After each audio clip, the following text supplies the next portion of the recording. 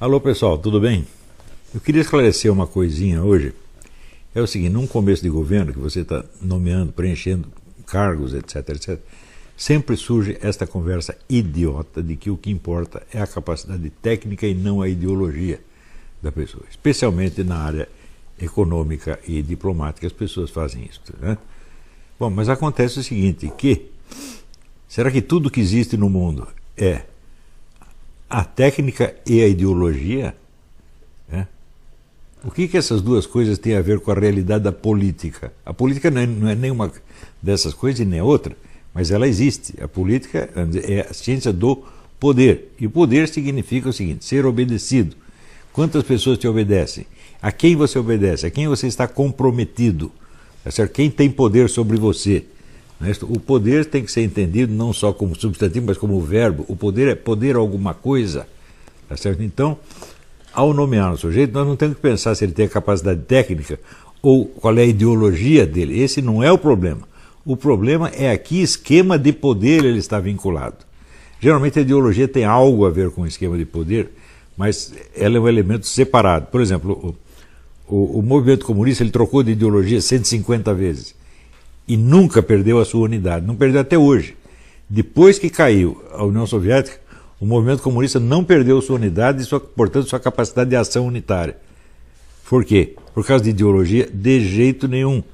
Tá certo? Mas porque é um movimento que está articulado internamente. Existem vínculos de mando e obediência, vínculos de liderança. Tem o sujeito que dá ordem e o outro que segue. E é isto que importa. Agora, se você acha assim, podemos nomear aqui um comunista porque ele tem capacidade técnica, você está considerando que ele é comunista apenas na sua ideologia. Mas não é esse o problema. O problema é saber a quem ele está ligado realmente. Que vínculos de compromisso ele tem. Então, nesse sentido, o governo tem que zelar para que não sobre no cargo nenhum sujeito que tenha vínculo de obediência com o governo anterior, ou com o petismo, ou com o comunismo. Nenhum único.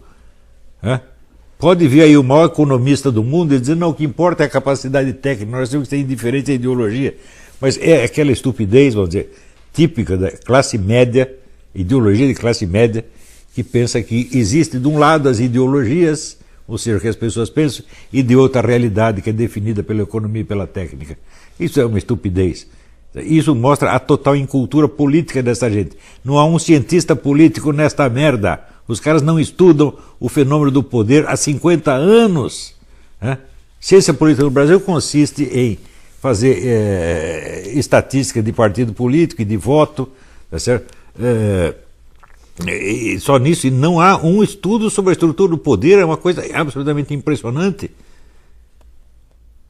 Então, é claro que se o mundo fosse assim, de um lado existem somente os fatores técnicos, administrativos, etc., e do outro lado existe a ideia que cada um tem na cabeça, seria muito fácil, né?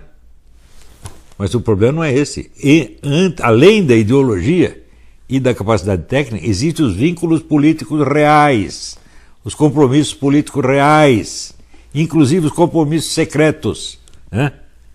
Você sabe se alguém que você está pondo nesse posto ou naquele está secretamente comprometido com o Foro de São Paulo, ou com Cuba, ou com o governo russo, ou com a China? Você não sabe, porque você só se interessa pela ideologia que o nego professa e pela sua capacidade técnica profissional. Então isso não é política, isso é coisa de, clube do Bolinha. É política do clube do Bolinha, é coisa de um amadorismo assim, horrível, e eu estou vendo isso acontecer toda hora. A discussão é sempre essa, qual é a capacidade técnica e ideologia, como se fossem esses fatores os únicos que existissem. Ora, dentro do próprio comunismo, a ideologia do sujeito não interessa. Interessa os vínculos reais, o sistema de obediência real. Já contei aqui a história de um sujeito que era o chefe da polícia secreta em Cuba, cujo apelido, eu esqueci o nome do cara, mas o apelido era Charco de Sangre, tanta gente que ele matou. Ele não entendia absolutamente nada de marxismo-leninismo e achava tudo isso uma palhaçada. E ele era o cara central do esquema de poder em Cuba. Porque ele não tinha ideologia igual a do Fidel Castro, mas ele obedecia ao Fidel Castro. Tá entendendo? Então é isso que interessa, o esquema de poder. E poder é o que uma pessoa pode sobre a outra. Se não entenderem isso, então vão nomear gente errada para todos os cargos. E eu já estou vendo alguns. Eu não sou de ficar dando palpite toda hora no governo, não quero ficar toda hora. Ô, seu presidente, é isso, aquilo. Isso é ridículo, mas tem coisa que eu estou observando e eu não posso deixar de notificar, tá bom? É isso, até a próxima.